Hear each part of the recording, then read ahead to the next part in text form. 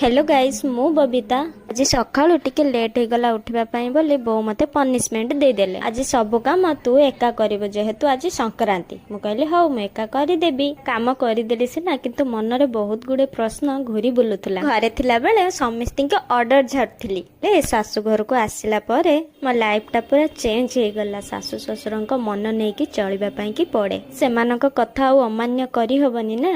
सांग माने एका लाइफ रे एम्ति घटिछि कि झिए थिला बेले गोटे प्रकार आ बाहला परे आ गोटे प्रकार। कमेंट रे निश्चय जणेबे। मोर त झिए बेले लाइफ रे बहुत भलरे थिला कि भी मु बहुत भलरे अछि। हां मु एतिकी प्रार्थना करूची जे भगवान को एमितिका सासु ससुर मते 7 जन्म रे मिलू। आजिकाली दुनिया जहा हेलानी एमितिका सासु ससुर मिलिबा बहुत कष्ट कर। जेते दुख कष्ट थिले भी मो भितरे मो मुहरे सब बेले हस थाए। एइथिला किछिटा मो मनर कथा जोटा कि आपण मान पाखरे मु शेयर जानिनी आपण मानू को मो कथा भल लागि।